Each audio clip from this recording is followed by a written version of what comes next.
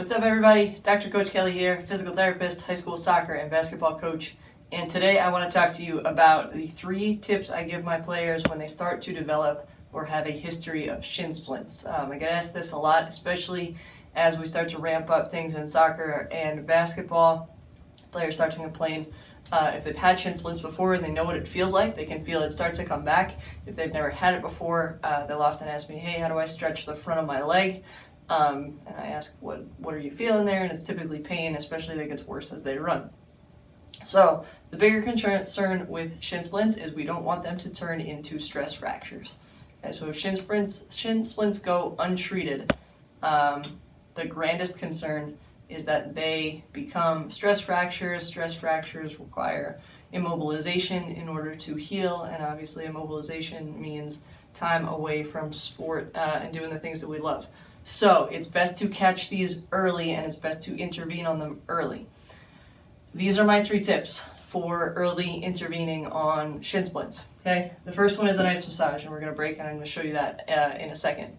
Okay, but an ice massage is the first thing you should start doing on a daily basis to start reducing the inflammation and encouraging tissue healing after activity. Okay, first thing is ice massage. Okay guys, so for an ice massage, I actually have no ice in this little cup that's a little bit beat up, but you want to get any kind of disposable cup, a Dixie cup, a Gatorade cup, one of those wax paper cups. It doesn't really matter at all as long as you can tear away part of it. So you're going to take a cup like this, you're going to fill it about 3/4 of the way with water.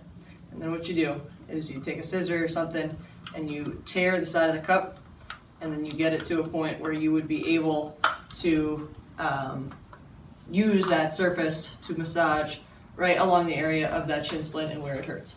So, for example's sake, right, typically shin splints hurt somewhere along the range in here for an athlete. Usually a little bit lower is where we typically see it. Okay, so you're going to take your little ice cup that you've made for your ice massage. Okay, I'm going to use this side so it doesn't hurt me. Okay, and all you're going to do is really gentle massage to this area.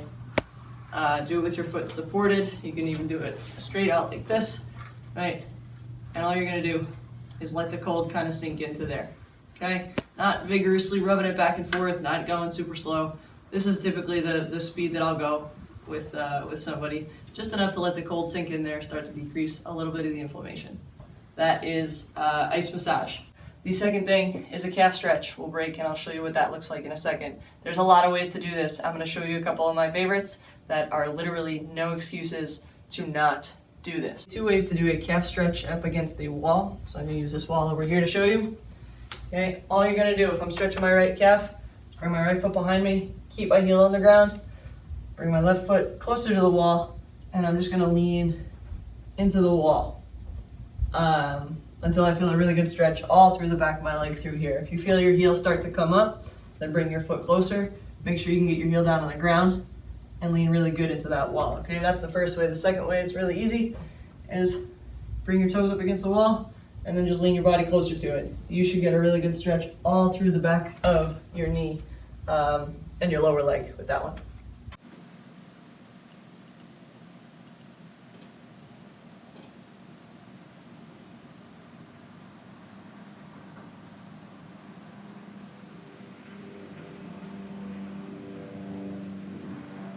And then the last one is a penguin walk, which I'll show you guys again.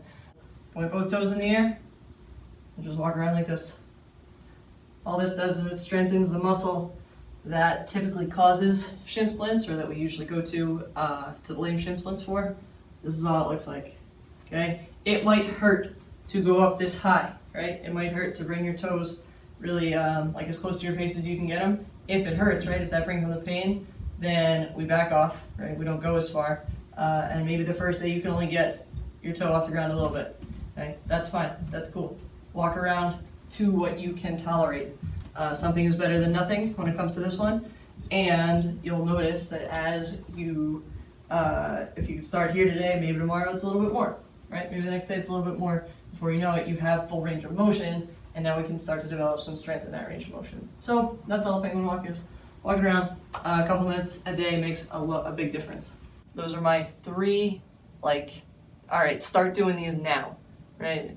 No matter the degree of the shin splint, right? Especially if it just started, The earlier we catch these, the better we can treat it, and the less time away from sport that we end up having. Okay, so ice massage, calf stretch, penguin walk. I'm going to show you guys all three of those things so that we can jump on the shin splints early and we minimize time away from sport. All right, if you guys found this video helpful, comment below, let me know in a message, share it out to anybody who you think might benefit from it. If there are specific topics you want me to cover, drop them in the comments below, shoot me a message. I am here to serve as a resource for you and answer any questions you might have. So until next time, guys, make it a great day. Bye.